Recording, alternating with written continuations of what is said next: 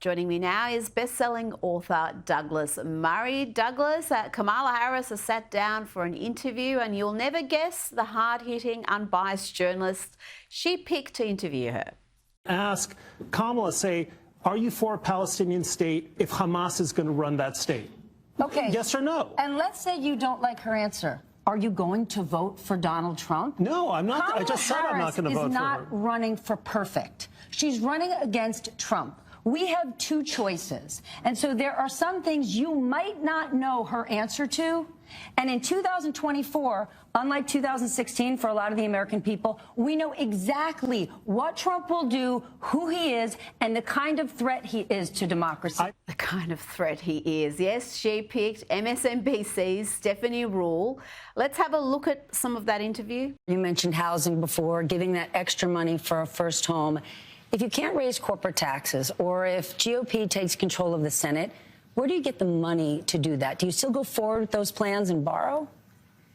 Well, but we're going to have to raise corporate taxes, and we're going to have to make sure that the biggest corporations and billionaires pay their fair share. That's just it. Douglas, is this interview going to convince those undecided voters? Well, we just got a very good example, demonstration of why it is that Kamala Harris doesn't put herself in front of the media. She has put herself in front of the media, like Joe Biden, less than I think anyone who has ever been running for the most senior office in the world. And you just saw there why her team are keeping her from having to answer any questions. There's a glitch the moment that she has to think about a subject which she clearly hasn't thought about very much. Kamala Harris has never in the past particularly got into economics and borrowing and inflation and budget deficits and all of that. And you can see she just has this sort of glitch. And then she says, well, I'll just keep doing the thing I just said. But there's no conviction there. And by the way, there's not very much sense to it. This idea that the left in America and around the world always does when they're on the campaign trail of saying, we're just going to punish the richest people in society because they're the ones who are the problem. We're just going to tax the biggest corporations because they're the problem. They always present this as if that itself would have no knock-on effect. First of all, of course, it presumes that these corporations and billionaires don't already pay tax, which, of course, they do. And then it gets into this idea that if you squeeze more at the top, you can pay for all the lunatic welfareism down below. And that just doesn't work. And we've seen that time and again.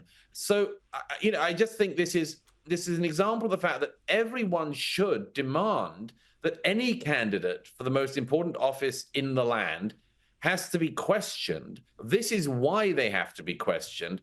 But of course, she gets the light, barely scratching the surface questions from a court journalist who is not there to question her, but to help her.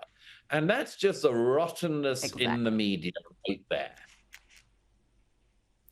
It is, and these vacuous platitudes have absolutely no follow-up, like the fact that the majority of income tax collected is paid by the top 10%, sometimes the top 5%. But those sort of stats are never put forward when the left are pushing these narratives. Meanwhile, we've got President Joe Biden appearing on The View of all places, where Whoopi Goldberg compared Donald Trump to a bug, and then Biden pretended to squash it with his fist. Then he just wouldn't go. He was like a bug. He just kept being there. He was like a bug right there. So you felt...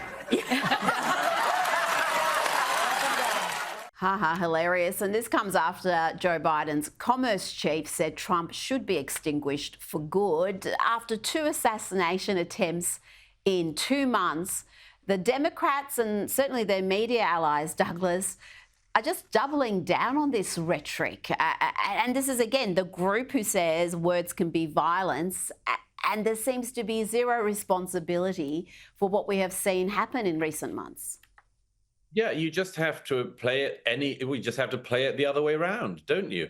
Imagine if Donald Trump or J.D. Vance had gone on I don't know, if they found an incredibly pliant talk show with Republican supporters constituting the panel.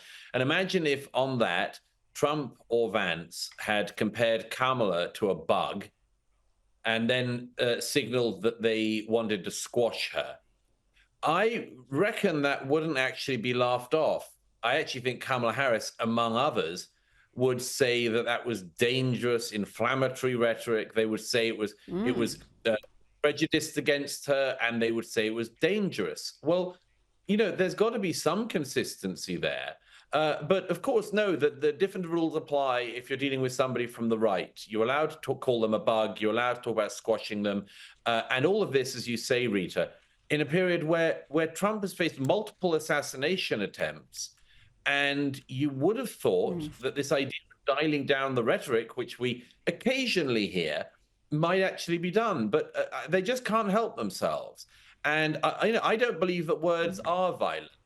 But I do think that when the proximity of political violence to American politics has come so close twice in a couple of months, you would have thought that people would take some care with their words. But oh no, it's okay. You can dehumanize so long as you're dehumanizing right.